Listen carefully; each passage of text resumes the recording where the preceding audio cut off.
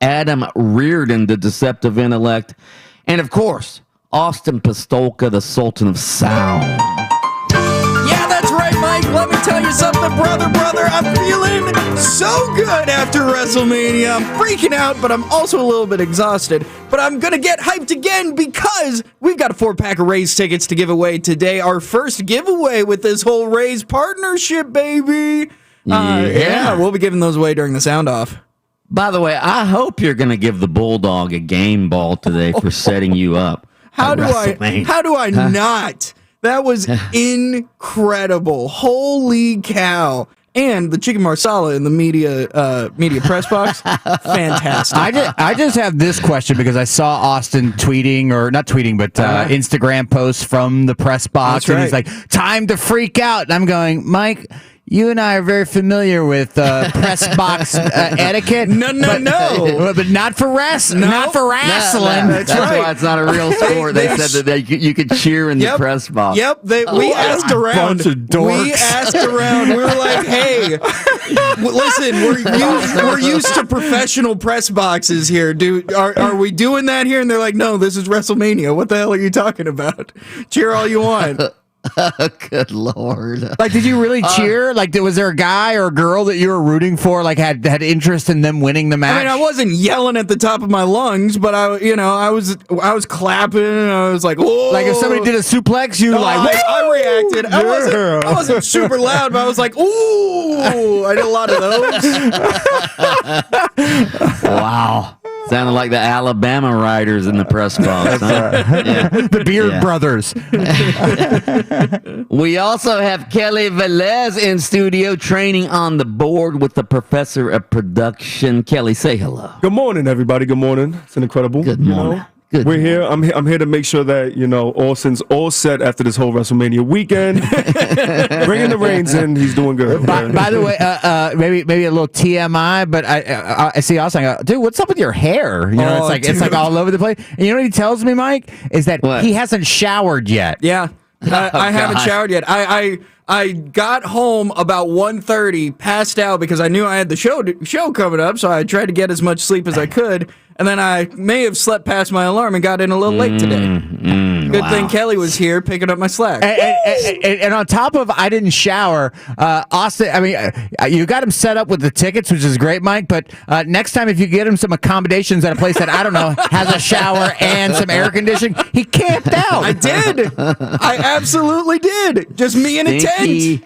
Stinky, bad hair. I reek of campfire right now. Oh, wow. More like,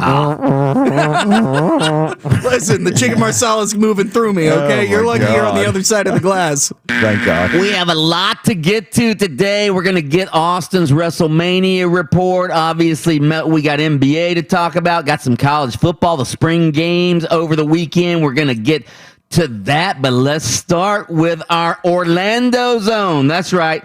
We are taking credit for Hideki Matsuyama winning the Masters yesterday. He becomes the first Japanese golfer to win a major Sunday, but he resides right here in Central Florida in Windermere. Let's hear a little Matsuyama, our own, winning the Masters yesterday. Line this up, make it roll, and he should make it. It's okay. Right down to the wire. Who predicted that by one?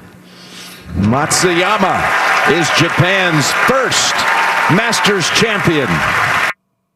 First major champion from Japan. And wow, yeah, he bogeys the last hole, but it didn't matter. He closes with a 1 over 73, takes a one-shot victory. But it was, I got to tell you, it was never seriously in doubt. And again, seeing Matsuyama in the Butler cabin winning that green jacket was phenomenal.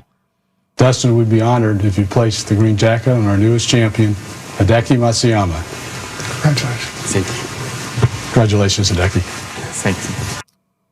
That's Hideki Matsuyama. We don't have any post-game clips because he doesn't speak very good English. In fact, he needed an interpreter for the press conference yesterday. But again, a huge, huge victory for Hideki Matsuyama. And there was actually going to be a little drama. It looked like there was going to be some drama late. It was boring for most of the final round, but late in the round, Xander Schauffele looked like he was making a run until he gets to number 16, and this happens. Schauffele for double bogey, down the slope, turning right, and that will miss. Ooh, what was that? Was that the triple bogey? He hit his tee shot in the water on the par 316 and triple bogeyed from there. Oof. And that was the end of it. That was the end of it. By the way, since Matsuyama does reside in Central Florida, we have a poll up right now. Should we have a boat parade to celebrate his green jacket? Should we have it at Lake Eola, guys? Or since he lives in Windermere, maybe we should have it on the Butler chain? What are you thoughts? Thoughts, anyone? I mean, we got to have one. What did you say, the Butler chain? The Butler chain of lakes. That's Lake Butler, the big chain of the big chain of lakes that Isleworth is on, and Arnie's place. So he can go from Butler cabin to Butler chain. No, I can't do that. Can't do that. That was good. Can't do that. But yeah, that would be that. Again, can you imagine the pressure this guy must have been feeling yesterday? Thank God for him that Xander Schauffele triple bogey, because Matsuyama, again, he hit his ball in the water on 15, and that got Schauffele within 2 strokes. And this guy's trying to win the first major in his country's history, and Japan is absolutely crazy about golf. They love golf in Japan, and this guy's carrying the weight of his entire country trying to win the Masters, hits his ball in the water on 15. And again, Schauffele within 2 strokes. If Schauffele doesn't triple bogey that would have been very, very interesting. But again, Matsuyama, good for him, because that's a historic win for him. Historic, is it not? Oh yeah, there's no question about it. But I mean, as you were talking about the Masters, I happened to be watching it. I was actually at a birthday party at a restaurant that had a big giant screen, and we're watching it. And you're right, it was boring. I'm looking up and I'm going, oh man, Matsuyama's got this thing by about 3 strokes. There's nothing. And then he was up by 7 at one point on the back 9. Well, and then he was up by 6 on the back 9 until the drama later in the back. Yeah, 9. When he got to the 15, he hits a shot that is as bad as you could hit in that moment. There's just so many other shots you could hit, but he basically flies the green and then it goes into the water. He has his trouble. Xander Schauffele trims the lead down to I think 1 or 2 at that point. 2. And then he dunks his next shot into the water. And really, it was at that moment Schauffele was done. And then the question was whether or not Matsuyama was going to slip up one more time. But I think that the fact that Schauffele, his next shot went into the water, took all the pressure off Matsuyama. And it sort of alleviated the real drama from the event at that point, because everybody else was basically into the clubhouse at that point. But we had a chance to really have a great finish, but Schauffele let us down. Matsuyama cracked the door open for us to give us something down the stretch to watch, which was going to be dramatic and exciting. And then Schauffele absolutely chokes on the opportunity to put more pressure on Matsuyama. And at the end of the day, Matsuyama is able to just tap in for the win.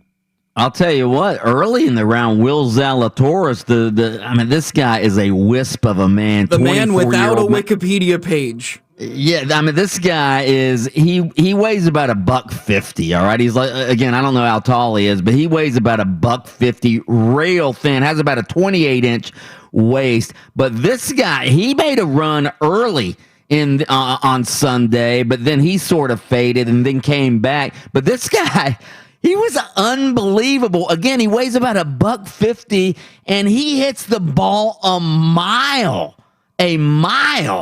So again, he sort of emerged during this Masters, but in the grand scheme, it was boring. I mean, a lot of the big names like Dustin Johnson, Rory McIlroy, they didn't even make the cut. Bryson DeChambeau, he was never a factor. He ended up like 5 over? I think he finished. So in the grand scheme, it was sort of a boring Masters, but it was historic because Hideki Matsuyama wins it to become I think he's the second Asian even to win a major. Y.E. Yang, I believe, of South Korea. I think he won. Did he win like the PGA? Yeah, he won the PGA. He's the only player to ever, when Tiger had to lead after 54 holes, to relinquish that lead. So, anyway, a historic victory for Orlando's own Hideki Matsuyama. Straight ahead, speaking of Matsuyama, I've got a spontaneous text question I think we can get out of his victory. Also, UCF entered the name, image, and likeness era at Saturday's spring game. We'll talk about that coming up next on Open Mic. Open Mic.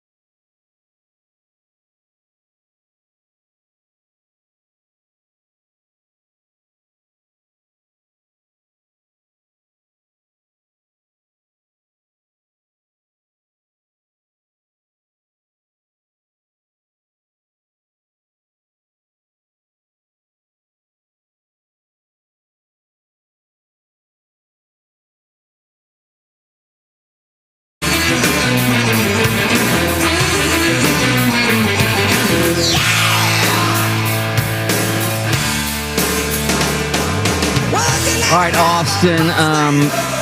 So what was the big match at WrestleMania? Roman Reigns won something. What happened there? Roman Reigns versus Edge versus Daniel Bryan in the main event of WrestleMania Sunday for the Universal Championship. So what? It was like a battle royale. It was a triple threat match.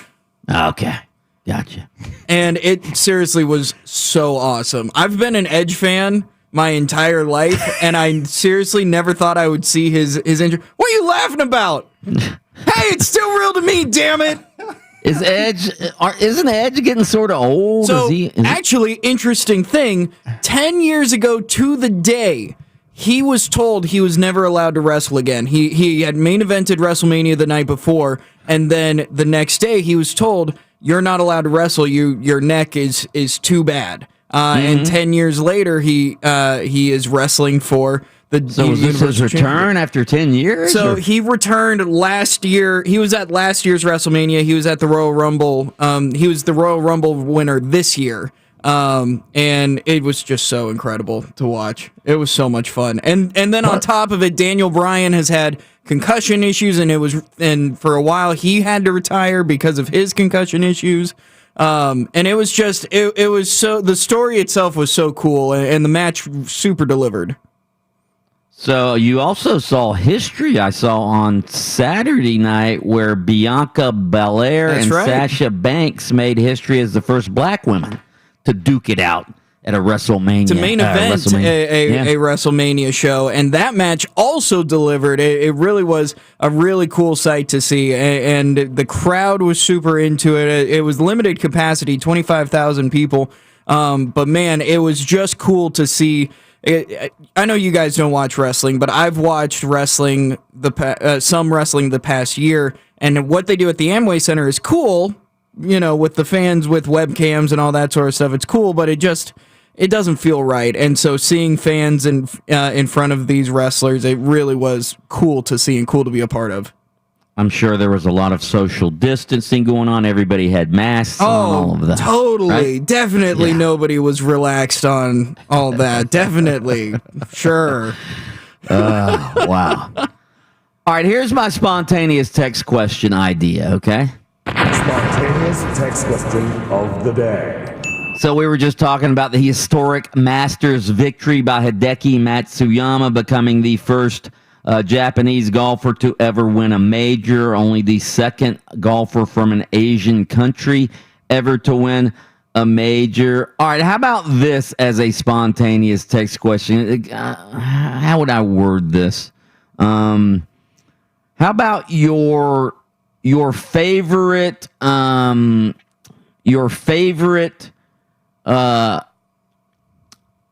athlete from another country? Your favorite athlete from another country. You know, whether it doesn't matter the sport, doesn't have to be golf, because I've got one. And it doesn't have to be current either. All right, Fernando Valenzuela. All right, when this guy came on the scene, you guys are way too young to remember, but it was like 1980. This guy came on the scene, and I was a big Dodgers fan back in my younger days, and he came on the scene for the Dodgers, and he had this funky delivery. He threw the screwball, all right, threw the old Scroogey, and this guy was a sensation. In fact, they had Fernando Mania back in the day. He was the Rookie of the Year, Cy Young Award winner in the same season, led the Dodgers to the World Series in 1981. That was about as... I mean, you guys remember Linsanity, right? For the brief time. I mean, this Fernando Mania lasted 2 or 3 seasons. I mean, this guy was unbelievable when he emerged. And of course, he was from Mexico, which is, you know, there were a lot of Mexican fans in LA at the time. So again, unbelievable. Fernando Valenzuela, my favorite athlete from another country. Mine's easy. You guys have one? Oh, mine's really easy. I remember. Pele? Well, actually, no. So mine's a boxer. I remember when I was watching the 1988 Summer Olympics, and I'm watching the gold medal heavyweight match between Riddick Bowe of the United States and some guy named Lennox Lewis from Canada. And I remember saying, man, that is a really cool name, Lennox. I'm rooting for this guy. And so at the time, I'm 12 years old. So that's what you did. You rooted for somebody with a cool name or a cool helmet. And so Lennox Lewis ends up knocking out Riddick Bowe in the second round of the Olympics, a TKO victory for the gold medal. And then about a couple years later, I see he turns pro, and I go, that's going to be my favorite boxer. I'm going to follow his career. Turns out to have one of the greatest heavyweight careers in the history of boxing. Lennox Lewis, by far, and I'm a huge soccer guy, but Lennox Lewis is a guy who basically followed his career from the amateur ranks, from the Olympics, to the day he retired. Wait a minute. Lennox Lewis had one of the greatest heavyweight careers in history? Yeah. He did? Yeah. Lennox Lewis has 2 losses.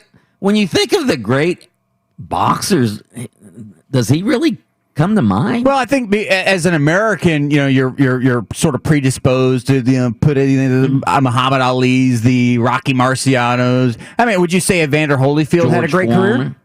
He beat Evander Holyfield. Had a draw with him that he really won anyway. Beat Mike Tyson. And that was later on in their career, so probably not a great representation of either of those two skills. But he lost by knockout twice. Once to Oliver McCall, and then once to Hasim Rahman. Both of those losses he avenged, and then never lost again. Interesting. Yeah. Austin, you got one? For the longest time. He says Ricky the Dragon Steamboat. I'm out of here. Gosh dang it. Gosh dang it. No. Ivan Putski. It's the Iron Sheik, baby. That's it. You know it. Volkov. No, Dirk Nowitzki. Dirk Nowitzki was my favorite player for a long time, and now that he's no longer playing, oddly enough, my favorite current NBA player is Luka Doncic. Those guys, I absolutely love the way that they play. I love Dirk for one. Well, I love him for a lot of reasons. He was a great player, but the fact that, again, and you guys can call me boomer if you want, the fact that the guy wanted to stay, took less money to stay on one team for the entire time for his entire career. I think that's pretty awesome. The guy's going to have if he doesn't already have a statue in Dallas, he will have one. The guy, yeah. I mean, that guy will have a statue. You know who my second favorite is? Vooch. I knew that was coming. I knew it was coming. Huh? He's old news, man. I saw him get dunked on this weekend. Won't be the first time Vooch ever got. Vooch doesn't exactly sky high above the rim. Okay. All right. All right, text in 50857, your favorite non-American athlete, past or present, in honor of Hideki Matsuyama, our own Orlandoing, winning the Masters over the weekend. Also text in your game balls and goop balls, because it is a game balls and goop balls Monday morning. We want your game balls and goop balls from the sports weekend. Do not forget, we have a 4-pack of Tampa Bay Rays tickets to give away later in the show. But up next, the name, image, and likeness era debuted at UCF spring game. Did you love or hate UCF players wearing their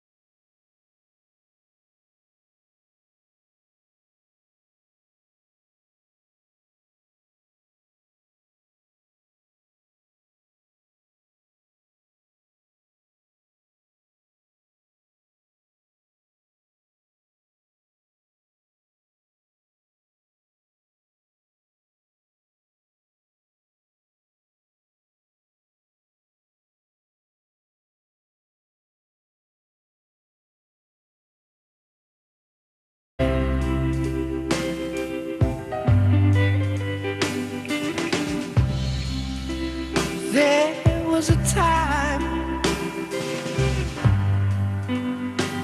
I used to call Oh, yeah. on my very own.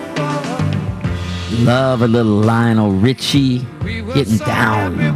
Smooth view, smooth tunes, and the smooth voice of Lionel Richie. Who is this? Anyone?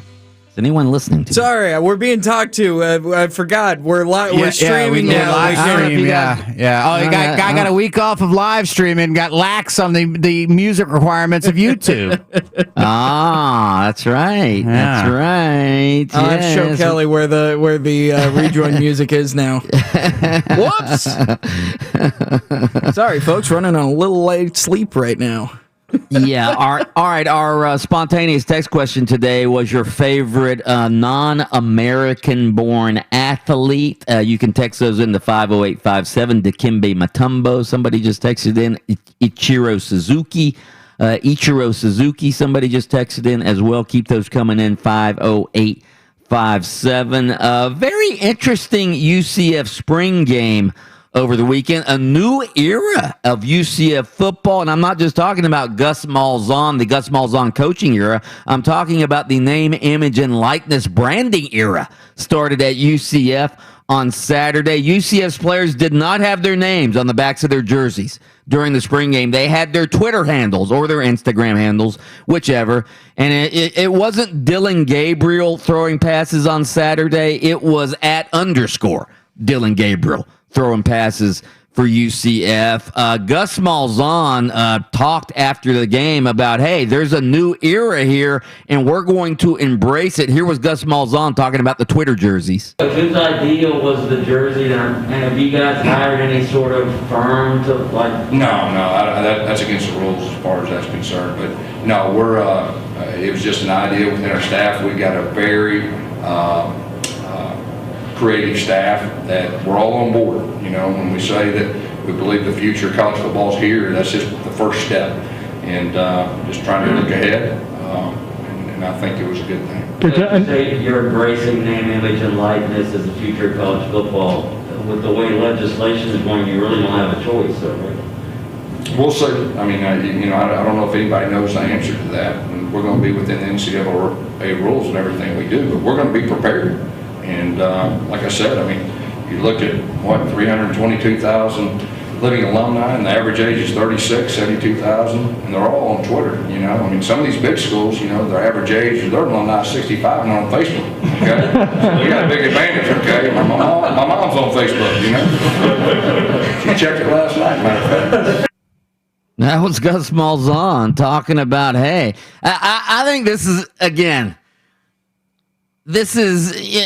it doesn't really matter what happens in the spring game, but I think this is brilliant marketing again on UCF's part. They took a relatively meaningless spring game and they made it about the players, and the players absolutely loved it. They were raving about it on Saturday. Dylan Gabriel, all the players were raving about it and saying, hey, we appreciate Gus Malzahn thinking about our futures and all of this stuff. And again, this was just as much about getting Gus Malzahn on the side of his players and recruits. Can you imagine recruits hearing about this? Again, it was a pretty big deal on social media, and UCF is trying to continue to build its image as sort of the young, cool school that, you know, that is doing things that other schools haven't done.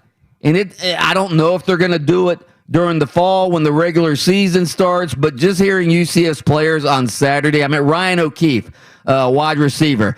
Gus is big on building our brands and wants to help us set up the next part of our lives. And again, I thought this was brilliant marketing on UCF's part. And again, we all know that name, image, and likeness is here in college football. There's a new Florida law that takes effect on July 1, which allows players to monetize their own fame, monetize their images, their names, all of that. That's going to take effect July 1 in the state of Florida, and UCF just got a jump on everybody during their spring game with one little simple gesture, putting the Twitter handles on the backs of their jerseys. What did you guys think of it?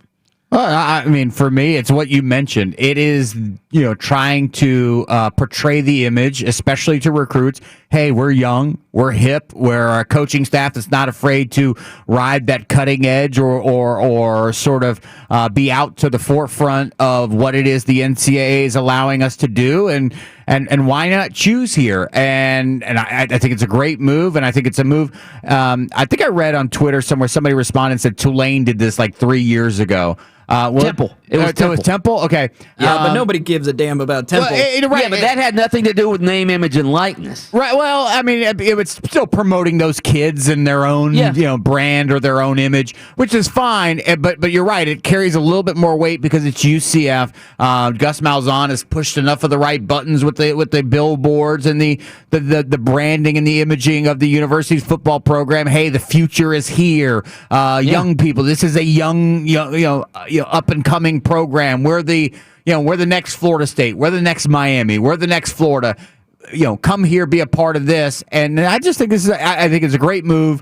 Doesn't hurt anything. I mean, if there's anybody out there who goes, I hate this. I absolutely hate this. I guarantee you. There are some old school football fans out there that do not like this. In fact, we've got a poll on this. We have a thought-provoking daily poll. Austin, do you have that up? I do. You can vote on this poll at 96.9 The Game. It is the open mic thought-provoking daily poll. Did you like UCF players having their Twitter handles instead of their last names on the backs of their jerseys at the spring game on Saturday? Yes or no?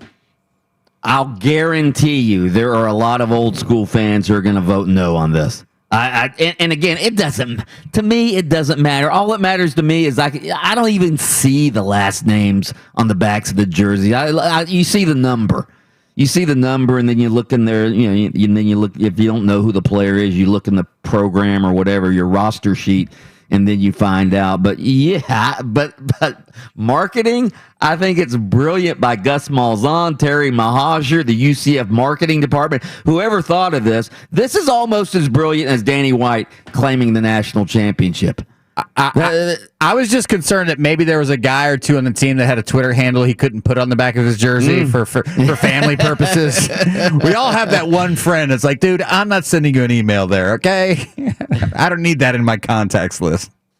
Go vote at 96.9 The Game on our thought-provoking daily poll and all of our other supplemental polls as well. Straight ahead, it's game balls and goof balls. I think I might have to give a goofball to myself. I'll explain next on Open Mic. Open Mic.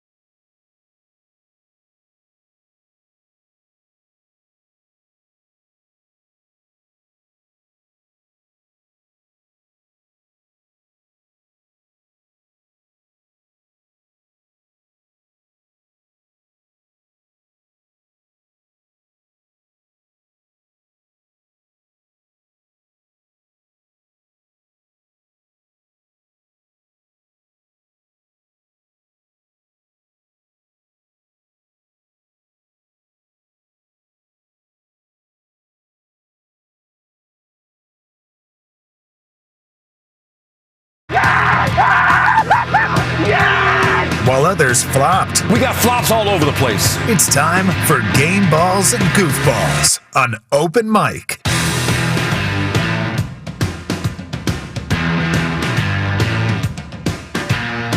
Do not forget, we have a new contest for you. We've got your chance to win $1,000 12 times per day with our game day payday. Just listen for the keyword starting at 7:10 a.m. every morning, and then on the 10s throughout the day. When you hear that keyword, head to our website, 969thegame.com. Enter the word. It's that easy. Your next chance at the game day payday to win $1,000 is coming up at 7:10 a.m. presented by International Diamond Center. From our text line 50857, favorite non-American born athlete. Somebody texted in the great Timothy Richard Tebow. That's a good one. He was born in the Philippines. Uh-huh. Born in the Count? Philippines. He's not really. Not really, but it's Is he a kinda citizen clever. of the Philippines? No, he's not. Dirk, somebody else texted in. Somebody texted in Marie Navratilova. That would be Martina Navratilova. Marie. All right. Marie.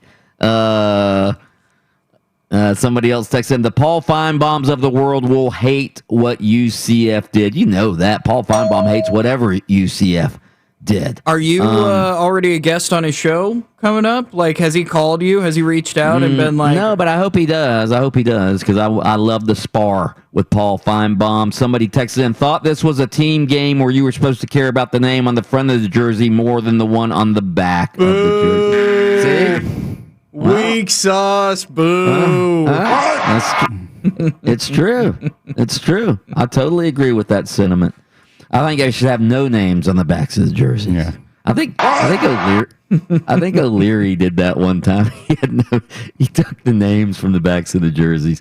Somebody texted in, love UCF Twitter handles, but more importantly, recruits will love it. Most important is what the high school seniors think. You're right about that. That was a recruiting move to beat all recruiting moves at a spring game on Saturday.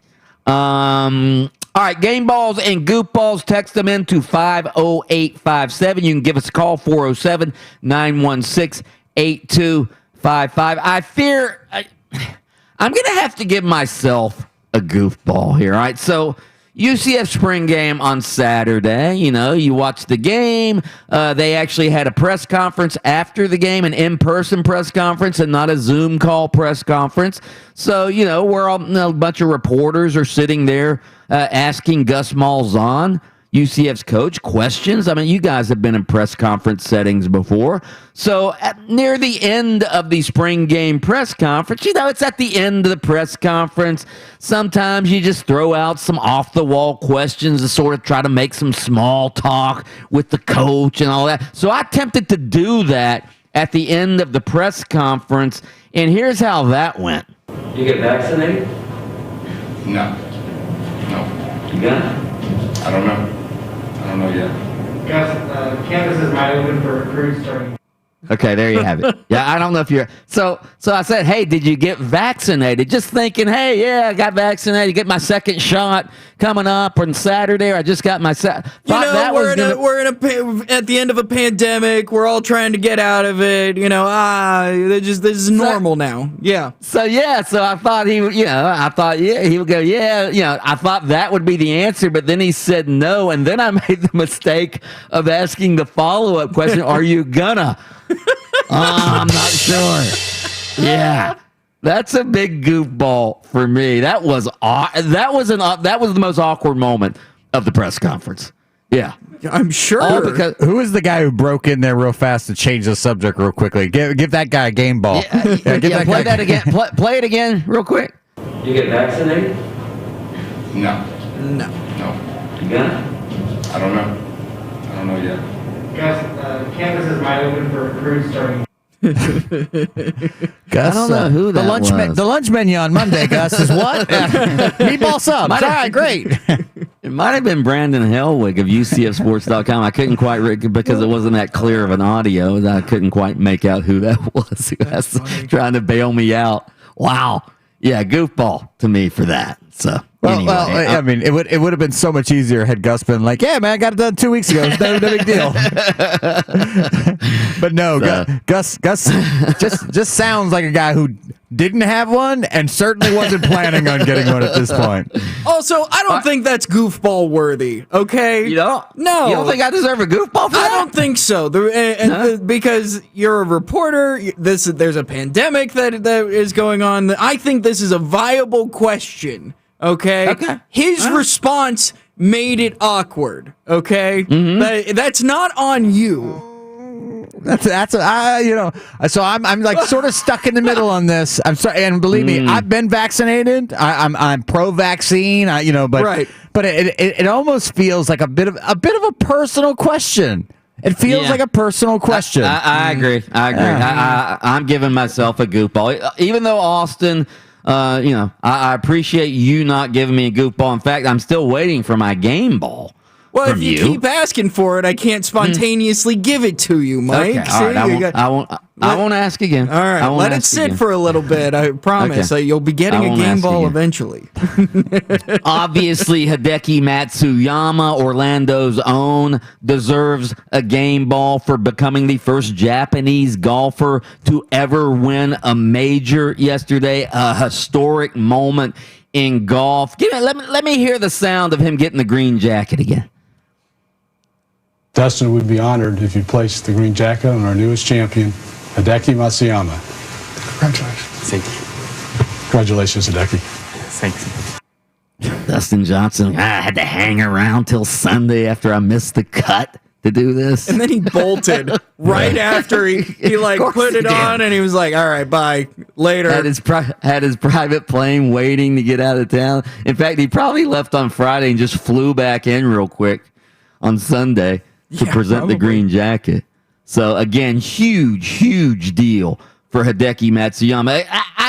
I said this, I can't imagine the pressure of having an entire country on your shoulders. Again, you guys don't realize, I don't think you realize how big golf is in Japan. I don't know if baseball or golf is the bigger sport. Can we Google that?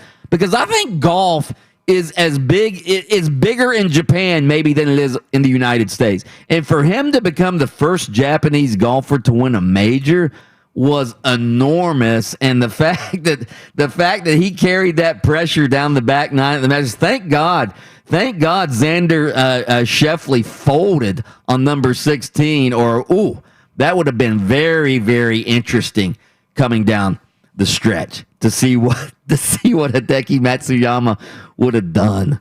By the way, Fuzzy Zeller tweeted out, "Don't ask me what's going to be on the menu next year at the Champions Dinner." Yeah, good. Yeah. Fuzzy needs to just shut up about Masters menus. Okay. Give Xander Schauffele. I give him a goofball because you live your life for that opportunity, for that door to open on 15, for you to walk right through it, or at least try to kick that door down. And when he needed a shot that could change his golf career, could change his golf life, when he needed it, he threw it in the water. And I like. Golf is a game of great pressure. There's no question about it. I mean, and there's guys that are born to deal with it, and guys that maybe learn to deal with it, and guys that never do. Xander Schauffele right now is going to be put in that category of, you're going to have to prove to me at some point down the stretch you can grow to deal with that pressure, because what I saw this weekend, when you finally got the chance, got close enough to touch Hideki Matsuyama in that final round of the Masters, you choked. I mean, you choked. You didn't choke from up front, but when given the opportunity to really kick that door down, you fell apart, and it chose a bad time to hit a terrible shot. Plus he did it on 16. Like, nobody hardly ever hits the ball in the water on 16 anymore at Augusta. No, you have to do something really, really bad in that moment, and it was right at the moment Matsuyama had choked or had a terrible shot on 15, gave some strokes back. You got a chance to really put the pressure on. You're on the tee box. You get to do everything first now, and just in that moment, knees knocking, kind of wet his pants up there, and goofball. Yeah. I would never. All right. All right, let's pause for station identification. WYGM Orlando, WJRR HD2 Cocoa Beach. Listen live on iHeartRadio. Now. No, seriously, do it now. You know, Mike, I've got a couple game balls to give away. You do? Now that you haven't okay. brought it up for 5 minutes. Mike, Okay. game ball to you, okay? Because What? on Thursday stop. of You don't last have to do that. I'm going to, Mike. You don't have to do deserve that. this. Yeah, that's right. Thank you. Standing ovation. Absolutely. So Man, on Thursday, I didn't know if I was going to go to WrestleMania. I was looking for nosebleed tickets, and then Mike Bianchi, the incredible host and coworker that he is, said, "You know, Austin, let me see if I've got some people in my contacts to see what I can do for you." And Mike Bianchi got me into the press box for WrestleMania, the first WrestleMania with fans since the pandemic. It was an incredible show. I got to experience it all thanks to one Mike Bianchi. So, Mike, game ball to you. And so I texted Austin. I appreciate that, Austin. But I texted Austin Saturday, and I go, "What kind of food do they have in the press box?" And he was like, "They have salmon with corn salsa." Grilled salmon with corn salsa. They also had a garlic herb chicken on night one. Oh my gosh, I ate so much. I made a fool of How myself. much do you think he ate, Adam? All of Reardon? How it. much- Anything that was like offered up, I'm sure he took advantage. I mean, this was a guy that knew when he left Raymond James, he was going to a tent. Yeah. So he probably put stuff in his pockets. He had like salmon in his pockets. He had tater tots in his shoes. This guy's He was like, I'm going Dan to the Aykroyd. campsite. He was like Dan Aykroyd in Trading Places after Dan Aykroyd's life went bad. He's at the Christmas party with the big salmon in his Santa outfit. Santa suit, yes. No, I have no question. I can neither confirm nor deny any of this. No question in my mind. Now try to get this guy back to getting nosebleeds tickets. Now that he's gotten the the sort of treatment that the media receives at these events. Well, Good luck. Austin, the only reason I did that is because you are a working journalist. I'm sure you were working hard in the press box to bring back, lots of good flavor, atmosphere, sound. I'm sure you were in the interview sessions afterwards getting You sound. think there are interview sessions at WrestleMania? You're cute, Mike. What? Wait, are there not? They didn't even have interview sessions. What? No, they don't even have interview sessions like non-pandemic at WrestleMania. Yeah, like, hey, Roman, you won the world title, man. How'd you end up, finding, the courage, the gumption? And they wrote it 2 weeks ago. I mean, I knew I was going to win 2 weeks ago. What are you talking about? Oh wow. Anyway, I do good have for one. I Austin. do have one more game ball to give away, though. Okay. Game ball to the University of Nebraska women's bowling team, national champions, baby. Nebraska. No longer a football school. We are a bowling school, ladies and gentlemen. So they won the bowling title. Yeah, they're Who'd they national. beat? I don't know, but they beat them. All I saw. By University of Maryland, Baltimore County. They're normally very good at women's bowling. Let me look it up. Let me see who they beat. I remember whenever somebody talks about bowling, I'm going to give a goofball to a guy a kid I knew in the 7th grade. All right, middle school. In middle school, Lorenzo Milton was his name. And Lorenzo Milton, I guess Lorenzo went to the bowling alley one time, and he had the bowling shoes he would wear to school with the size on the back, yeah. Lorenzo would wear his bowling shoes to school, and we would make so much fun of Lorenzo Milton for wearing his bowling shoes. the school that he stole from the bowling alley, Lorenzo. He gets a goofball 30 years later. No, we get the goofball, Mike, for making fun of kids like that. Yeah, 30 years later. That's right. 30 years later, we get the goofball. I believe me, because if I was in the same interlocking middle school he had class, other shoes though. He used to wear other shoes. That wasn't his only pair of shoes. well, that was because at that time, like, Risky Business had come out, and he just liked to slide through the hallway and stuff like that. He loved to enter class like that. All the girls loved it. Like, oh my God, here comes Lorenzo. Come slide again. The original sliding into the DMs. That's right. Yeah. Nebraska defeated Arkansas State, by the way. Oh, wow. Oh, Terry Mahajer built a program there, didn't he? He did. Yeah. Let's see. What else do we have on? Leave it to Snowflake Austin to want to know if people are vaccinated. It's a genuine question. How many people have you asked, like out and about, like, hey, are you vaccinated? Dude, I asked people in the press box, like at WrestleMania. I was like, hey, because it comes up. It comes up in conversation. Get out of here, Kelly. Gosh dang it. I hate to give a goofball to the Orlando Pride, but I'm going to have to give them a goofball. All right, so they open the season on Saturday. They're on the road against expansion Racing Louisville of the National Women's Soccer League. The Orlando Pride looks like they're going to win the game. All right, they're up 2-1. 3 minutes left in stoppage time. I'm sorry, 3 minutes into stoppage time. They allow Racing Louisville to score a goal to make it 2-2, so they come away with a draw. All right, and Adam, you're a girls soccer coach right here in Orlando in a high school.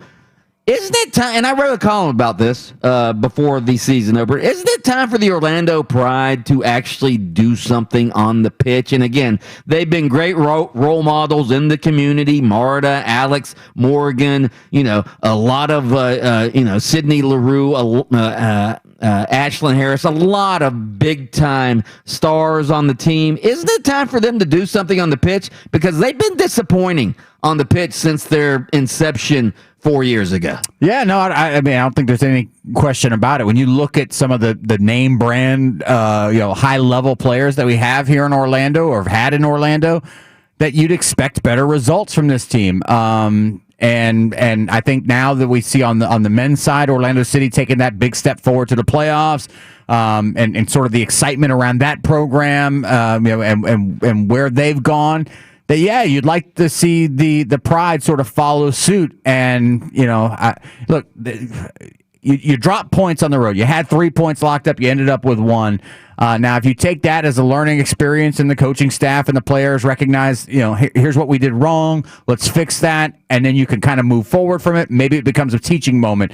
And maybe it's early in the season. We'll have to see. But it isn't like this team has earned the benefit of the doubt at this point. But their last full season was again the NWSL season got canceled last year. Although they did have the tournament in the summertime, which the Orlando Pride did not play in because they had COVID issues. Their last full season, they were at the bottom of the league, the very bottom of the league in points. So that's our last memory of the Orlando Pride. They were in the cellar of the National Women's Soccer League. So, yeah, they need to come out and win. They need to win something. They do. Again, 5 years into their time here in Orlando, and they did go to the playoffs. I think it was their second year. They got thrashed in the playoffs in the first round, 4-1 by Portland. But, yeah, other than that,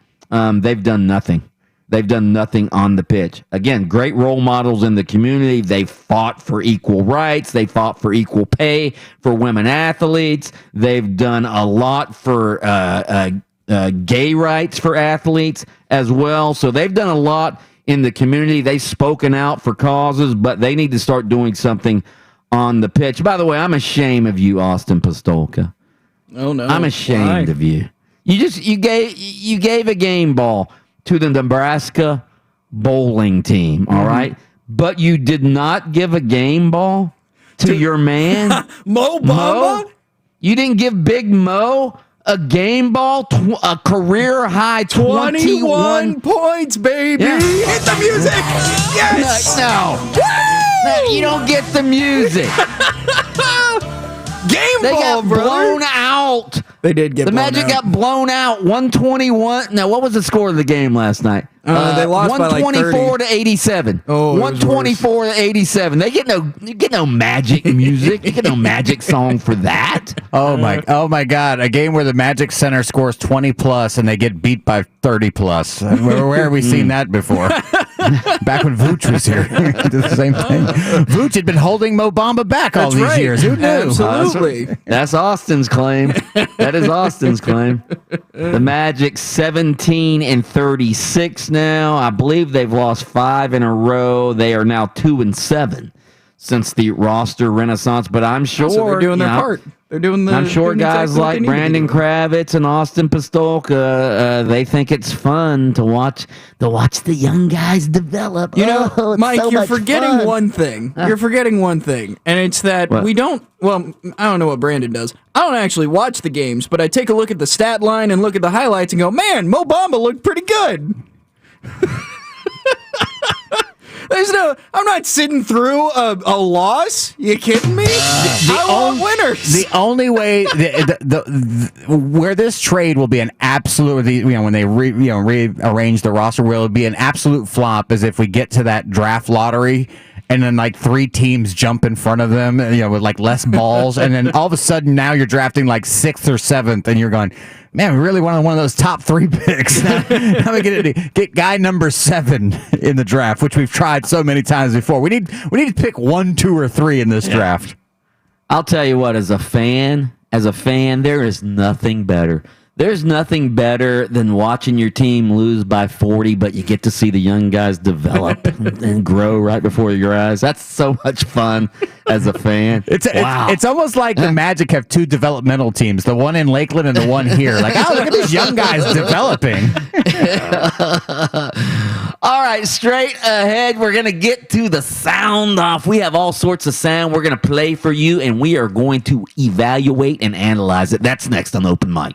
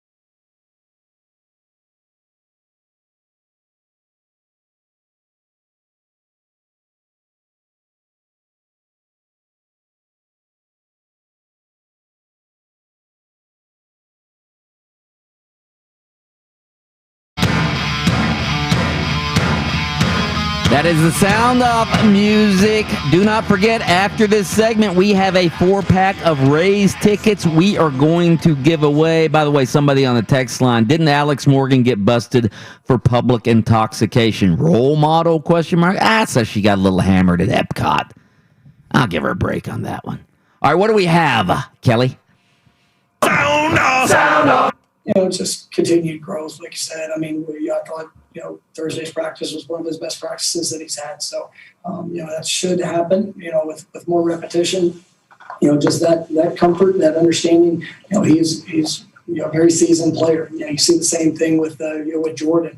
As those guys are, you take the experiences that Jordan got last year and kind of how he's growing and developing and his ownership of the offense. And there's still things that all those guys are going to have to clean up, but they embrace the day. And whenever they make a mistake, I mean, they receive the information and then they work to apply it so that they're not making the same mistake twice. And those are the things that you like to see in competitors. And Tate's doing that. Chubb is doing a great job of that mentally. Just even though he's not able to go through things right now, but you see that quarterback room taking ownership of their performance, whether it's in the classroom or it's out there on the field, and it gives you a great chance to be successful. That, of course, FSU coach Mike Norvell talking about Mackenzie Milton getting back into the swing of things over there, getting used to the offense. Mike, what do you think? I think it's awesome. I mean, Mackenzie Milton, the last time we saw him in any sort of game-type action was more than 2 years ago, that UCF-USF game with the horrific knee injury where he almost got his leg amputated, for crying out loud. And now here we are more than 2 years later, and he's playing in the spring game for another school up in Tallahassee, and he looked pretty good on Saturday. Complete 6 of 11 passes, had 96 yards passing, a touchdown. He was running around, scrambling a little bit. He had the knee brace on, but he looked pretty good out there. It's going to come down to either Mackenzie Milton or Jordan Travis as the starting quarterback. And if Mackenzie Milton, again, if that knee holds up and if he stays healthy, there's no question in my mind he's going to be the starting quarterback when FSU opens a season against Notre Dame. And what a story that's going to be. What a story that will be. Mackenzie Milton making a comeback against the most storied program in college football. FSU versus Notre Dame, Mackenzie Milton starting at quarterback. And not only will he start, they're going to win the game. This is going to be better than Rudy. This story will be better than Rudy. Mackenzie Milton rallies FSU to a victory over Notre Dame. What do you think about that, Adam Reardon? Carrying him off the field, Kenzie, as opposed to Rudy. KZ, yeah. Absolutely. I don't see it. Okay, all right, whatever. What do we got next? Sound off. Yeah, I mean, look, it's we're gonna have. I mean, I just told the guys we're gonna have some nights like this. We happen in Utah. It's where we're at, and this wasn't. It's not about and please don't say didn't this guy, no, listen. It was a bad performance. I'm in charge of the team, and we've got to do better. Okay, were there positives? Most shot the ball well. You know what I mean? We got to rebound better. That group defensively was horrendous. And again, I'm in charge of how we play. But listen, it's going to be part of this. I mean, it can't be every night, obviously. Or you know what? When you play like tonight, nobody got better. That's the point of it. Is you don't just throw guys out there if they don't have the right approach and we don't have ways to get to groups of this purpose of play. We're not going to learn. And we can't have that. In Denver, I was disappointed that we lost a game, but that's a game that guys can learn from. Like tonight, other than saying, you know what, Milwaukee plays really well and they're disciplined and well coached, that's what you learn. Okay? All right, thanks. Magic coach Steve Clifford talking about that horrible loss that was going down in Milwaukee this past weekend. Adam, what are you thinking, man? Am I wrong here, Mike, when you hear him talk and when he's spoken about Mo Bamba in the past? Is there a disconnect between he and Mo Bamba? Because it almost sounds like nobody played. Oh, sure, Mo Bamba shot the ball well. Almost like he doesn't ever want to give Mo Bamba credit. There's something weird between he and Mo Bamba. And I can tell you what it is. I can't tell you for certain because he's never told me this, but there are a lot of people who don't think Mo Bamba plays very hard. And again, yes, he scored 21 last night, hit some threes, but defensively, the guy has all the athletic, the wingspan, all of that. Defensively, he's been a liability. So I think that's where the disconnect is, because Steve Clifford wants these young guys to play defense, and they haven't been playing defense over the last few games. So I will say this about his comments in regards to this team. Some nights this is going to happen when you roll out a bunch of young guys that, you're essentially playing at this moment a developmental team, and you're really, your goal for next year is to have pretty much a different looking roster to start the season. These nights are going to happen, especially against the best teams in the league. That part I agree with him. But there is just something, that he wants something from Mo Bamba that Mo Bamba hasn't given him. Even in a night where you could kind of almost, highlight the positive, he didn't want to do that last night. He just certainly wanted to focus on a lot of the negative, which there was plenty of in a 124-87 loss.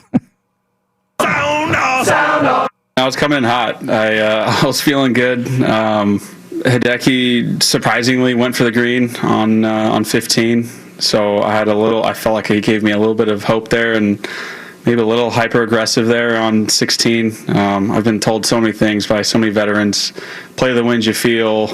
Austin and I, it was 184. We felt down cut at the moment, and I hit an 8-iron. I flushed it, and it was not down cut. And then on my drop with a 9-iron, it seemed like it went downwind almost. So that's the hard part about winning out here. I think maybe I could try and hit a different shot there, maybe left to right instead of, right to left, which I'm more comfortable with. And that's definitely going to go in the memory bank. Xander Schauffele talking about coming in hot on the 16 hole this past weekend over at the Masters. Mike, what are you thinking?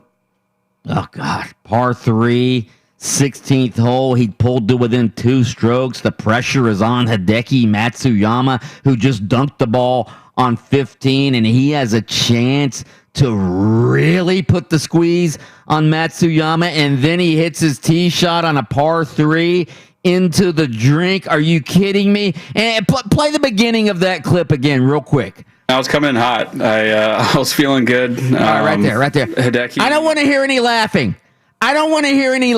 After that. All right? I want to hear a golfer who is downtrodden, who's heartbroken, who's angry that he gave up a chance to win the Masters. Instead, I hear a matter-of-fact laughter is what I hear, Adam Reardon. I don't want to hear matter-of-fact laughter. That's the problem with golfers, all right? That's the problem with them. They make so much money even when they lose. They're laughing. They're laughing. It sort of reminds me of, like, if you've ever... I remember one time in high school, I was walking after some sort of a pep rally, and I was surrounded by all these girls, and I was laughing and joking, and I was, doing my thing, and I wasn't paying attention, and I walked right into a basketball pole, and I'm talking about, I hit it so hard right on the side of my face because I wasn't looking, and I had 2 choices in that moment of failure. I could either, stay right there and like let everybody leave and be so down on myself, or I could laugh it off. I chose to laugh it off. And Xander Schauffele decided to laugh off his failure in front of the golf world yesterday, as opposed to just going show up, put his head down, be totally embarrassed. He laughed it off, played it off like it didn't matter to him. Believe me, today, he knows everybody's talking bad about him.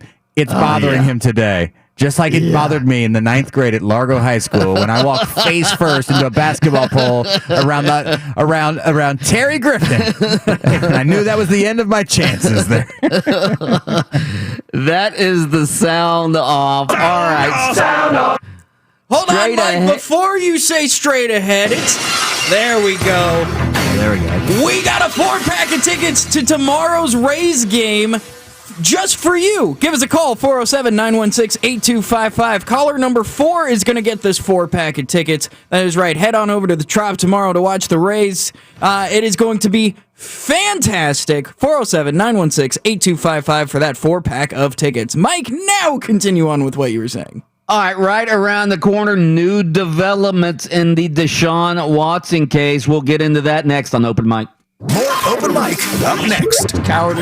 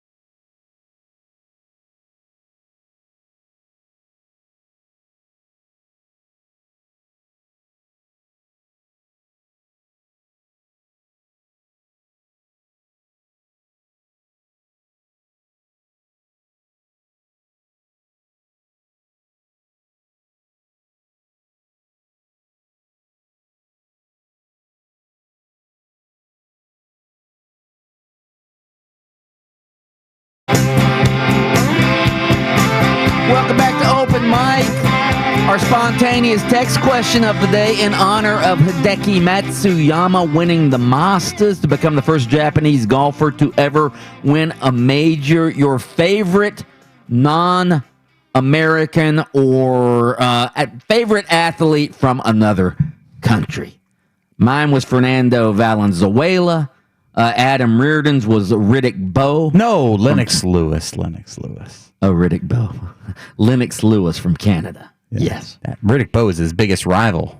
And he's not from another country. No, he's from the U.S., yeah. Yeah. So, anyway. From our text line, FSU will win the ACC this year. Milton is hungrier than Daniel from California. Azalea Park, Bob. All right. Boris Becker, the greatest tennis player of all time, is my favorite non-American athlete. Boris Becker. He's not the greatest tennis player of all time. What was his nickname? Boris, was it Boom Boom Becker or something? Boomer? Or Oh, I don't know. But he was a very good tennis player way back when, during the Ivan Lendl run. Somebody texted in Anna Kournikova. That's just come on. Yeah, come on. She was not. Did she ever win a tournament? By the way, Yeah, she won tournaments, but she did. Yeah, but she was definitely more known for her looks. Yes, no question about it. All right, interesting developments in the Deshaun Watson case over the weekend. Actually, it was Friday. 2 judges have ruled that most of the plaintiffs suing Deshaun Watson in those civil cases must identify themselves. During Friday's hearing, Watson's attorney, Rusty Hardin, had accused the Houston attorney representing the plaintiffs of using the women's anonymity to, quote, kill the reputation of our client. Quote from Rusty Hardin, while I understand that anonymity often is used as a shield for victims, Mr. Busby is using it as a sword.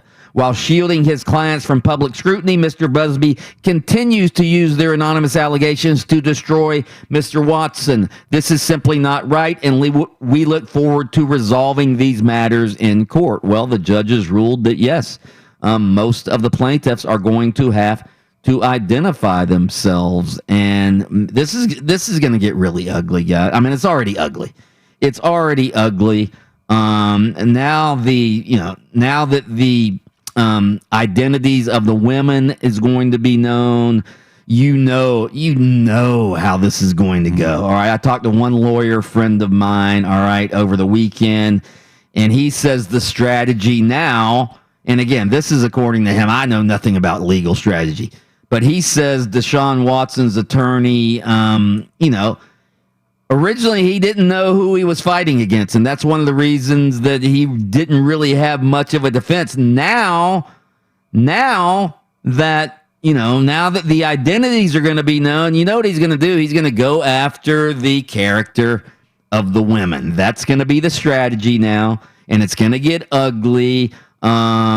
In fact, I think, Rusty Hardin actually said on Friday that, a lot of these cases were consensual. That's Rusty Hardin's take on this, that Deshaun Watson, these were consensual sexual cases. But you know what they're gonna go back through the old Instagram ads of some of these women, see if there are any sexual language in the Instagram ads, find out the history of the accusers, all of that, and it's gonna get ugly. And God, law is such a dirty business, is it not? Is it not, Adam Reardon? Yeah, no. I mean, listen, this is going to get. I mean, it's already ugly, but it's been ugly from one direction. On one side, yeah.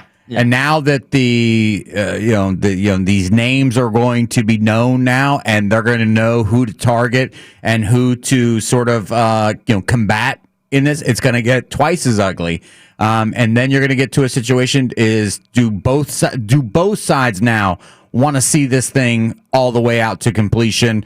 Or is it in the best interest of everybody involved to say, okay, let's get this thing out of the spotlight and let everybody move on and settle? I mean, wasn't that the original idea? Didn't a lot of these plaintiffs, originally they come to Deshaun Watson, at least to his attorneys, and try to settle this? I think Tony Busby tried to settle this earlier. Yeah, but I mean, they may have been trying to settle for 7 digits. Maybe now they before they're before they're outed or before this gets really bad and they start digging through all the old Instagrams and all the private messages and all that. Maybe they settle now for 6 digits or something a little bit more affordable. I mean, we see this all the time when it comes to celebrities when they're accused of stuff. Sometimes it's better for them just to pay somebody to go away than to see this thing out, even if they believe that they're not guilty of something. And, and it's left for us in the public forum to sit around the water cooler and go, you think you did it? Think you didn't do it? Didn't think you did it? I don't know. Like, who could tell?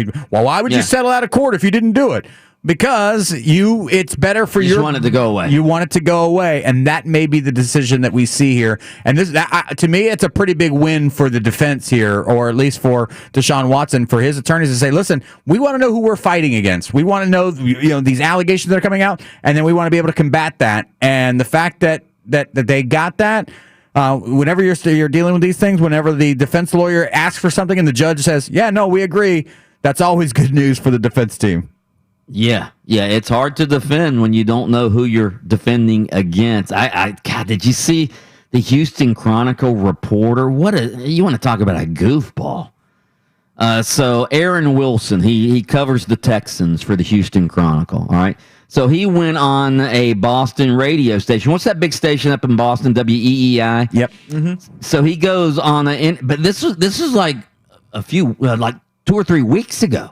He goes on this Boston radio station, and this was early in the process of, the civil suits, all right? And he refers to the women as going after a money grab, and then listen to this quote, all right? He got fired for this, by the way. The Houston Chronicle just fired him. All right. And he's talking about Deshaun Watson and the women, all right? He goes, it's easier to go after someone with an impeccable reputation in many ways because they have the means to pay in the case of someone like Deshaun Watson. And they're more likely to pay to make the whole thing go away. In this case, it's kind of like you don't negotiate with terrorists, end quote. So he's comparing the women in this case to terrorists. So So he's been fired. He said this 3 weeks ago, March 19th, and they're just getting around to acting on it. So I don't know why they did. I don't know why they waited, but yeah, he has been fired. Not a smart move. You don't refer to any alleged victims as terrorists, right? Especially when you don't know what happened. Nobody knows what happened. Yeah, no, I think you need to hold off on both sides before you slam your gavel down and call Deshaun Watson some sort of rapist or something like that. Yeah, you got to wait for the facts to come out, and at the same time, you can't just dismiss these claims as a money grab, as he put it, and then say you don't negotiate with terrorists, because that's unfair to women out there who have been victims of sexual assault, and maybe these women are victims of that, and we're going to find out, or we may not find out. They may settle out of court, and we'll always be left to wonder, like other celebrities in the past. All right around the corner, we're going to get back into some Masters talk. Also, the UCF spring game. Can you believe the Knights had their Twitter handles on the backs of their jerseys? The name, image, and likeness era has hit college football. That's next on Open Mic. Absence makes the heart grow fonder.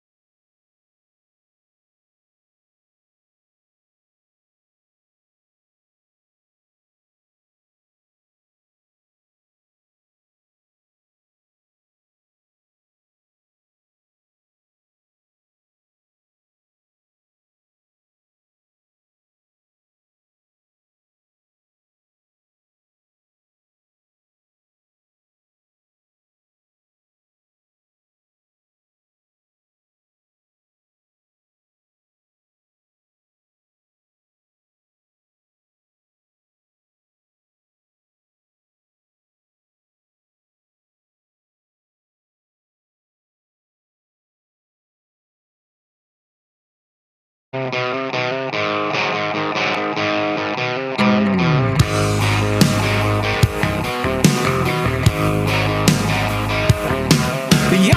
gonna talk some rockin' sports down the I-4 corridor.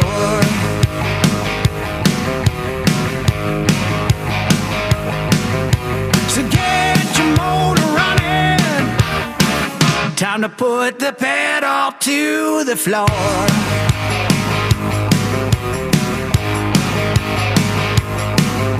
It's loud and live and local. Oh, time for open mic. Welcome back to Open Mic. Happy Monday, everybody. I'm Mike Bianchi, the Bulldog sports columnist of the Orlando Sentinel, joined as always by Adam Reardon, the deceptive intellect, Austin Pastolka, the Sultan of Sound. Yeah. Kelly Velez training on the board. Together, we are Open Mic, the foursome of sports talk radio excellence in the megalopolis we know as Central Florida. Adam Reardon back from top secret assignment. He was in Aruba. How was Aruba, by the way? Oh, it's fantastic. Yeah, it was beautiful. The weather, sun is different there. I mean, you think when you're from Florida your whole life, like, just need a little bit of sunscreen. You get closer to that equator, that sun just hits a little different, as the kids would say. Right. Where is Aruba? That's in the Caribbean. Was that south of the Bahamas? It's just north of Venezuela. So it's right off the coast of South America. So it's not in the Caribbean? No. Or is it in the Caribbean? I don't know. Listen, I'm not a geometry guy. It feels like the Caribbean, but yeah, no, it was fantastic. The only complaint I have about Aruba, and there's only one, is that they were on a curfew. You know, I'll say this, that they recognize that their economy is based on tourism, and so they take Corona real seriously. It is masks on. They are spraying your hands with sanitizer everywhere you walk in. So Austin would love it there. Gus Malzahn may not ever want a vacation there. You got to get a COVID test before you go and then before you leave. So they take it real seriously. My only complaint is that there was a curfew, and so like all the businesses shut down at 10 p.m. So like you were back at your hotel by 10, and our hotel had a casino. And I like to, after, right before dinner, go play some blackjack, just for some fun. 8:45 p.m. Whoa. The casino closed at 8:45. What? Whoa. Yes. I'm saying, I'm like looking at them going, this would never fly at the Cove in the Atlantis. Yeah. I mean, but I only played blackjack one night. But saved you a lot of money, my friend, by closing early. Maybe, but as far as the beaches, I went snorkeling for the first time in my life, and there was a shipwreck, a German ship. Wait a minute. Yeah. What do you mean you went snorkeling? You grew up in Florida. Yeah, but I mean, never snorkel. I swam before with my eyes open Never underwater. Snorkeled at Silver Springs? No. Really? No. Yeah, no. I swam in the water, but I never officially got a snorkel and a mask and kind of like saw the. But I went over this German ship. And it was 15 feet down, so I would dive under, and then I would grab on to the railing of the ship, and I go, I'm touching a shipwreck. This is cool. And then I swam with a little sea turtle. I tried to catch him, but he was just a tad faster than me under the water. Just a smidge. I should have had that extra pancake for breakfast. Otherwise, I'd have caught him. So I did nothing eventful over the weekend except watch the Masters. Austin Pastolka, give us the WrestleMania report real quick. Oh my goodness, WrestleMania 37, two-night event. First time with fans in the stands since COVID happened. Incredible event, even though there was a weather delay night one. That was a little weird. The main events were fantastic. There were crazy huge spots, people jumping off of steel cages. It was a ton of fun. And Mike Bianchi, thank you so much for hooking me up, getting me to go there. Also, the tent site, the campsite, fantastic. 10 out of 10. Would recommend. Austin, for people who don't know, Austin Pastolka has no money. I'm fiscally conservative. He's fiscally poor is what he is. Forcibly fiscally conservative. That is correct. Yeah, he's fiscally poor. All right, not quite as poor as Adam Reardon growing up with never having snorkeled in the state of Florida. All right, but fiscally poor, so instead of the hotels were at a high rate over in Tampa, so you went to a campground? So I gave myself two options. Either I find a campsite, which is $24 a night, or I sleep in my car at a 24-hour truck stop. Okay? Those were my two options. Luckily, I found a campsite that was about 35 minutes from Raymond James Stadium. Pitched a tent, pitched a tent on Saturday, went to the show. There was a huge downpour, came back, found my tent completely intact and very dry. Wow. Slept. Did you have a sleeping bag or you just sleep I slept on the ground. I slept on the ground with some blankets and a couple pillows. That's it. Give me a hell yeah. Hell yeah, brother. So I'm texting with Austin just to see if he, got his press credential for WrestleMania, see if everything worked out okay. And he tells me, I'm in the press box. He goes, and they say it's okay to cheer in the press box at WrestleMania. I'm like, what? So you asked. I absolutely asked. You asked because you had planned on cheering. Yes. Oh, God, you asked. Yes, You didn't I tell did. me that I part. did. Myself and Daisy from Channel 8 in Tampa, we were a team and we went together and went, hey, can we cheer? Daisy? Who's Daisy? I don't know her last name, but she's from Channel 8 in Tampa, and she's a bigger fan of wrestling than I am, and we were both we were the rowdy section of the press box. Were other quote unquote media members cheering? Absolutely, 100%. Really? Yeah. Even some of the bigwigs, like PW Insider, even they, like, when Shane McMahon went off the top of the cage, they went, ooh! That proves that wrestling is not a real sport, all right? Because in real sports, there's no cheering in the press box. Yeah, that's the defining factor, is the amount of cheering happening in the press box. If that's the case, Alabama football doesn't count as a sport. Yeah, you're right. The Alabama hacks do like to cheer in the press box. You're right. I was going to say it was the part where they predetermine who all the winners are and all that stuff before the event even happens. Hey, you don't know what happens in the NBA. Listen, let me tell you. I know referees try to adjust some of those games. You want to talk about the worst sport as far as ethics in the press box? I've covered a couple of horse races, like the Belmont Stakes. I've covered a couple of times. All right, they actually have a betting window. Yeah. In the press box. Oh my gosh! You should not be allowed. If you're covering a race, you should not be allowed to bet on a horse. I mean, good Lord! You want to talk about conflict of interest? Listen, I've got an insider here. All right, he's telling me great things about. Quick, go get a bet. Like the horse that wins the event isn't the horse you're writing about. It's the horse that you had $100 on, like the parable performance. Like the headline is, Mommy said go home, finishes fourth in a disappointing performance in the Kentucky Derby. And like, wait a minute, who the hell's Mommy told me to go home? And why aren't you writing about the winner? Because I had $100 on him. Or you bet $1,000 on the favorite, and the favorite chokes, and you just end up ripping the favorite in your story. A lot of people lost their kids' inheritance on this, including me. I know what next event I want to go to. I tell you that much. Wow. Anyway. All right, let's pause for station identification, shall we? WYGM Orlando, WJRR HD2 Cocoa Beach. We are football. We are FM 96.9, The Game. You feel that? I can feel it. We're about to blast off. Just took it to my veins! It's time for the blast. That's right. It is time for the blast here on Open Mic. Remember, the blast brought to you by Frank Gay Services. If you need an electrician or a plumber and you need them right now, go to frankgayservices.com. They will hook you up with all of your electrical and plumber needs. That's frankgayservices.com.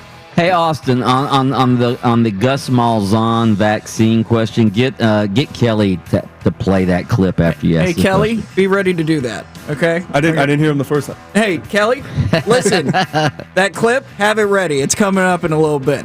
Let's start off though with the thought-provoking daily poll, shall we? Let's do it. The Open Mic thought-provoking daily poll today. Remember, you can vote on these on Twitter at 969thegame. Did you like UCF players having their Twitter handles instead of their last names on the backs of their jerseys at the spring game on Saturday? Yes or no? Did I like it? It doesn't really matter to me if they have their last names, their Twitter handles, their nicknames. It doesn't bother me as long as they have their numbers and I can identify who they are when I'm covering the game. But I will say this. I thought it was brilliant on UCF's part. We are in a new, as Gus Malzahn said, we are in a new era of college football right now, and it's the name, image, and likeness era. And UCF players had their Twitter handles on the backs of their jerseys instead of their names. Again, I thought it was brilliant. Kudos to Gus Malzahn. Kudos to new UCF Athletics Director Terry Mahajer. Kudos to the marketing department. Whoever thought of this, for getting a jump on the competition and using an otherwise meaningless spring game to send a message to players and recruits that the Knights are looking out for the best interests of the players. Again, I thought it was brilliant. No, I absolutely love it. It's awesome. I'm just waiting for the next step where a kid can actually score a touchdown in a game and then immediately tweets out at his username that they're selling now. They're auctioning off the NFT of that touchdown he just scored. Nice. For $40,000, and then that kid can benefit. When we get to that level, then I'm really excited. But this is a great first step. If Austin Pistolka were a UCF football player, he would have had his Cash App number on the back of his 100%. Actually, you just said it. Hey, you just made it funny, but that's real life. Forget about my Twitter handle. I need my Venmo. I need smart people. Actually, make their Venmo, their Cash App, their social media page, all the same name. Hey, you just described what I do. That's what I do. Hey, that's what I do. Really? Yes. Radio Guy Austin in the Cash App, brother. At the Adam Reardon, everywhere. You want to? You just want to give me a pat on the back? That's Twitter and Facebook.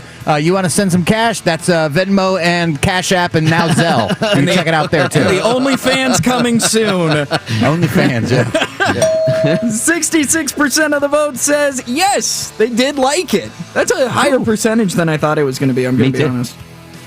Supplemental poll number 1. Hey, Kelly, get this clip ready. Does Bianchi deserve a game ball or goofball for asking UCF coach Gus Malzahn if he had been vaccinated after Saturday's spring game? Play the clip.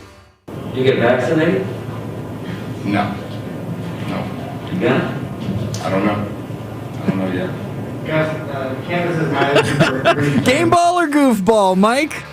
Again, I'm giving myself a goofball. It was at the end of the press conference. I was trying to be a little off-the-wall question to sort of lighten the mood at the end of the press conference, and it turned into an awkward moment where I asked Gus Malzahn, hey, have you been vaccinated? I expected him to say something like, yeah, I just got my second Pfizer shot the other day. Didn't really have any repercussions. It was fine. That's what I expected. But instead I got no. And then I made the second mistake of asking the follow-up question, which made it even more awkward. So yes, I'm giving myself a goofball for the awkward moment at the UCF post-spring game press conference. I just love that he didn't even entertain it at all. No, he didn't want a glimpse of entertainment. No, hey, listen, I hate to agree with Mike on this one, but he deserves a goofball because he said, I was trying to lighten the mood, so I asked a question about a pandemic that's killed hundreds of thousands of people. I just threw this out. It wasn't like, hey, since you've been in Orlando, have you taken the kids to Disney World yet? That's lighten the mood. That's lighten the mood. Have you gotten a vaccine yet? Should we all be in the same room with you at this point, or should we have been virtual? Should we have done this on the Zoom? Yeah. And then the follow-up. Are you getting one? I don't know yet. I wish you'd have gotten into the third one. Have you thought about it? Oh, you should have hit him with, are you thinking about it? Like, are you what's the holdup, anti-vaccine brother? or what? Yeah. Are you afraid of needles? Are you an adult or what? Hey, can we get Gus on You afraid of that microchip that they put in you with the vaccine? That's it. That's why I got mine. I was scared I'd get lost, and this is the way you can find me. A microchip. At least Austin Pistolka didn't give me a goofball. I didn't give you a game ball, but I'm sure as hell not giving you a goofball. It's a genuine question going on. Game ball to whoever that was that changed the subject so fast because he could feel like, oh my God, this is Mike, I got you. He threw you a lifeline. Like, here, let me change the subject real quick. Wow. Yeah, that was bad. with 70% of the vote, they're giving you a goofball. Oddly enough, people in the comments are like, people are giving Mike a goofball for this? What is this? Yeah. Someone tweeted Gus Malzahn, the chosen one at UCF. He can't be asked questions. So people are on your side, Mike. Supplemental poll number 2. After watching Mackenzie Milton perform in the FSU spring game Saturday, do you think he will be the starter in the season opener against Notre Dame? Yes or no? Not only do I think Mackenzie Milton is going to be the starter, I think he's going to win the damn game. I think FSU is going to beat Notre Dame, and you're going to have the greatest, or one of the greatest comeback stories in the history of college football. A guy who almost came back from his leg being amputated 2 years ago to going to Notre Dame and beating one of the most storied programs in college football history. I got to tell you, Mackenzie Milton, again, he's got some kinks to iron out, but he looked pretty damn good on Saturday. Yes, I think he's going to win the starting job. It's between him and Jordan Travis, and if Mackenzie Milton's knee holds up, he will be the starting quarterback against Notre Dame in Game 1. I don't think there's any question about it. For him to put a helmet on and play in any sort of significant moment of a football game is a great story in and of itself. I just think that Jordan Travis probably has the inside track, and there's just still so many question marks, for me at least, about that knee moving forward with full contact and whatnot. So I would still bet against it, but the fact that he is even at this point and doing what he's done to this point, following that horrific injury, is a win in and of itself. With 82% of the vote, yes, he will be the starter once the season comes around. Open mic supplemental poll number 3. How boring was the final round of the Masters? So boring! Boring or not boring?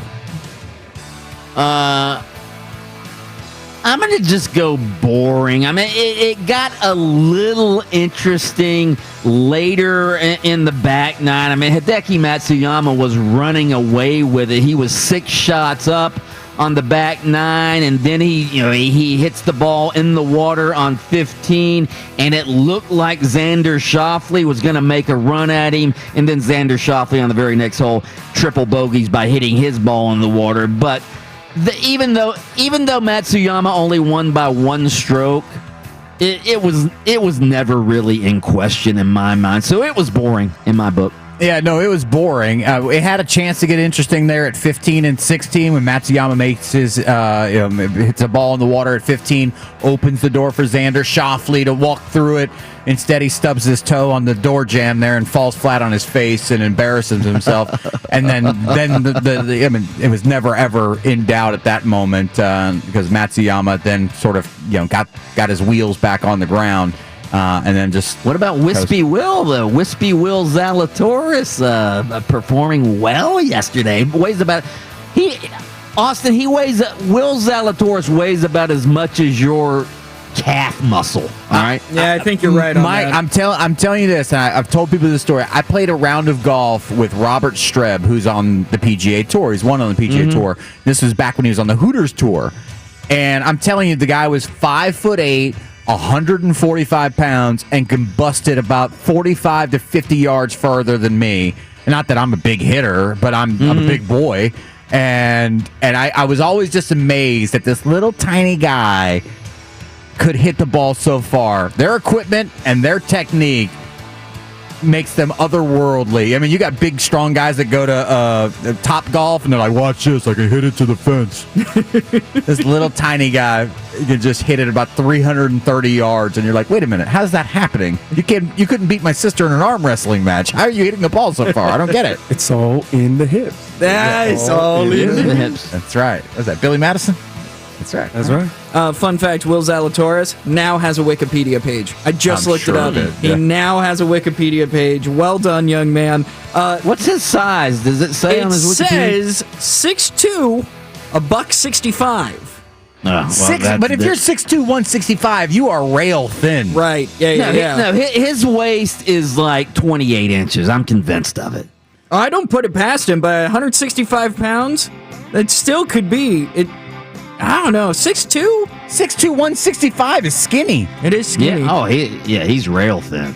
Yeah, I mean, he can go from the Masters to like Fashion Week in Milan. You know what I mean? This guy. Yeah, I'm telling you, he looks 135 soaking wet. I'm telling you that much. 37% of the vote says boring. 34% says so boring.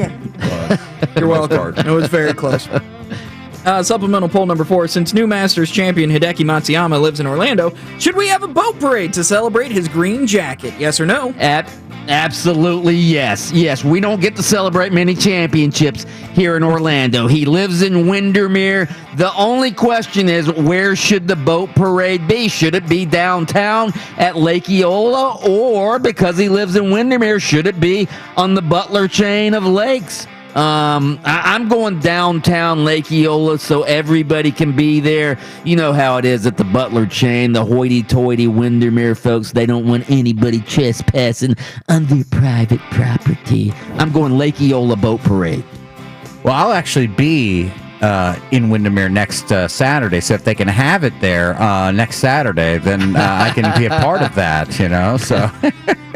I didn't know that there was a Butler chain, but hey, we've done Butler Cabin, right? That's in Augusta. There you go. Butler chain makes a lot of sense to me. We'll have it there.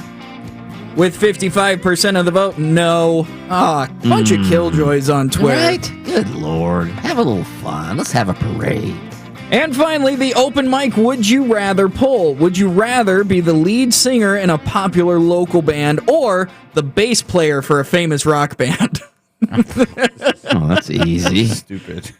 That's easy. Oh, but this is simple. This is the easiest ever. You'd rather be the bass player, for crying out loud. First of all, you make a lot more money if That's you're true. the bass player of U2 or something, rather than... Do you know who the bass player of U2 is? I have no idea. Yeah, exactly. No, that's why this question has value. Because name me a famous bass player. Flea. Paul McCartney. Okay, name 5. Oh, I mean, we can keep moving the goal line here? Yeah, absolutely. Is this the game we're going to play? You're going to hit 5, I'm going to say name 10. All right? Fact of the matter is, lead singers, you can name a whole lot. Yeah, but you said local bands. Not of local bands, I can't. Well, Name me as many local lead singers of bands. But the question is, would you rather be a local, like, not be super famous, like, for the band, or be super famous but not be known? That's the question at hand here. Do you understand? But super famous locally. Yeah, local. So you're playing like dive bars here in town, but everybody's like, dude, I love your band, man. Right, yeah. You're the best, man. Yeah. No. I want to be. Yes, I want to be Flea of Red Hot Chili Peppers.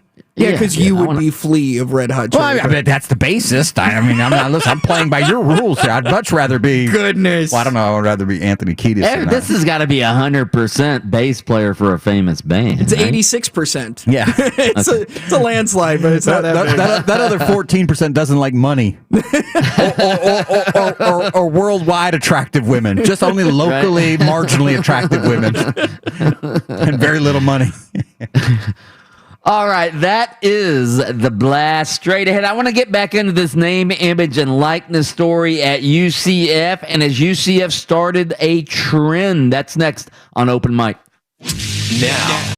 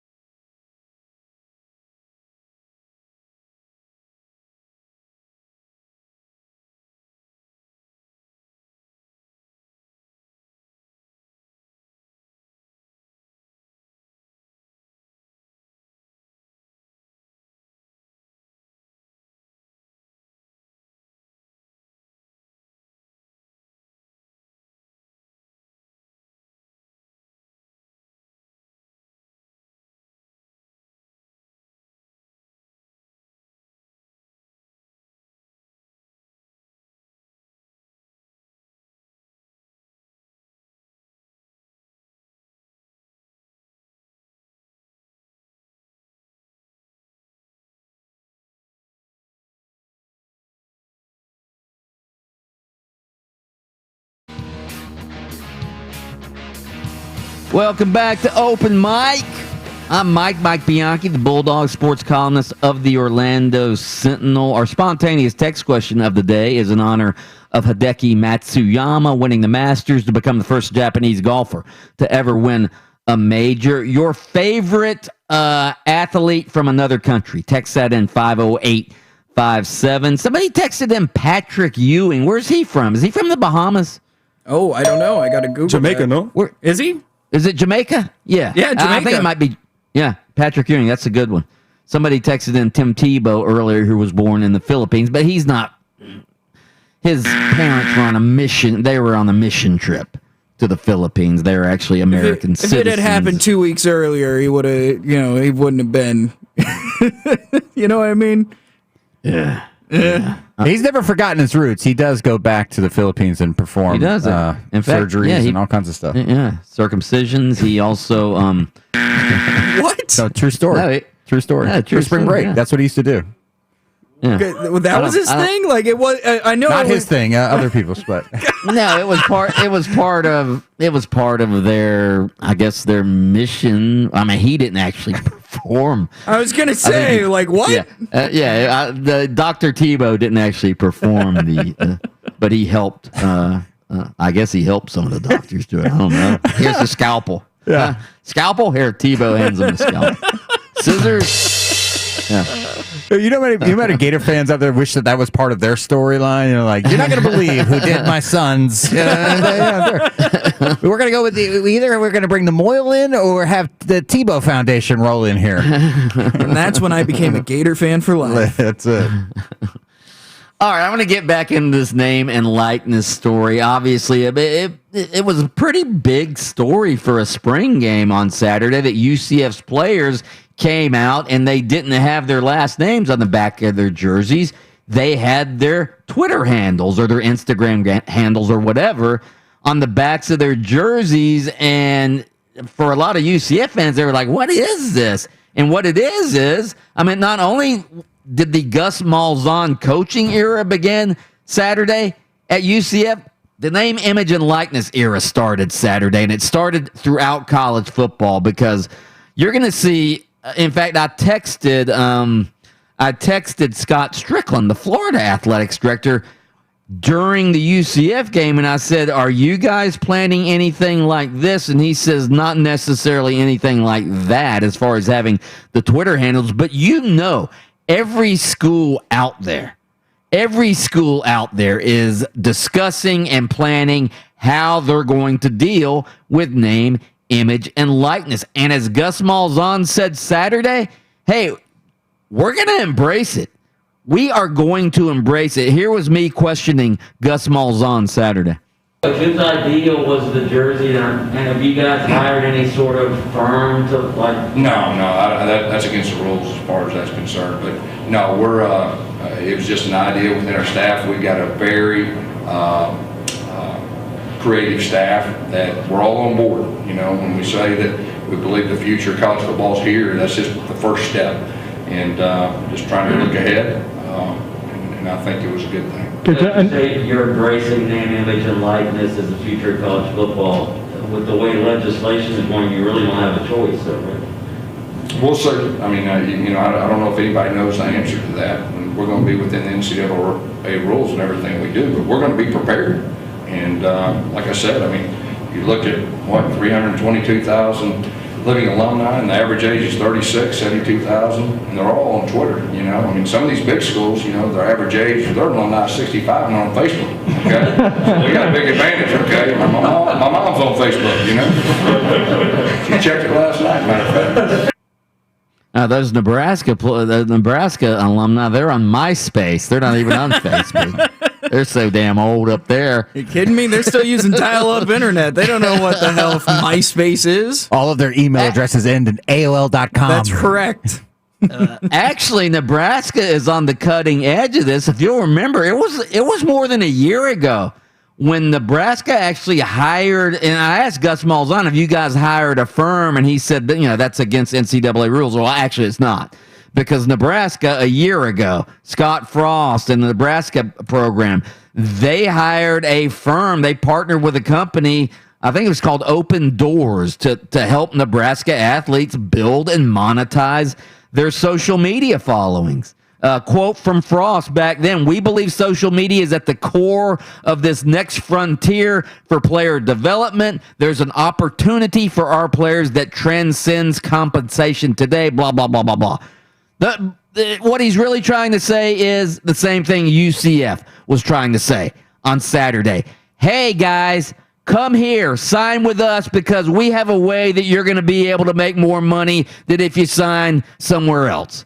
And that's why schools are trying to get ahead of the game here with name, image, and likeness. And as Gus Malzahn said, we're going to embrace it. They better embrace it, because if they don't embrace it, if these schools don't embrace it, guess what? The players will go somewhere where the schools are embracing name, image, and likeness. So this is coming, guys. It's here. The Florida law starts July 1st, which allows players to monetize their own fame. So it's here, and good for UCF for making a statement on Saturday.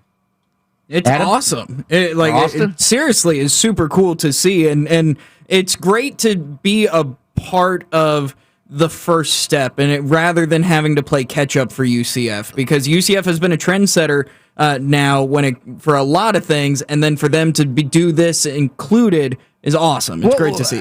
We brought something up a segment and a half ago about what if your Twitter handle is the same as your Venmo handle, right? And a lot of people will do that. Is it illegal for me, like if I went to _Dylan Gabriel and I was a UCF fan, is it illegal or improper to the NCAA for me to drop $200 in there?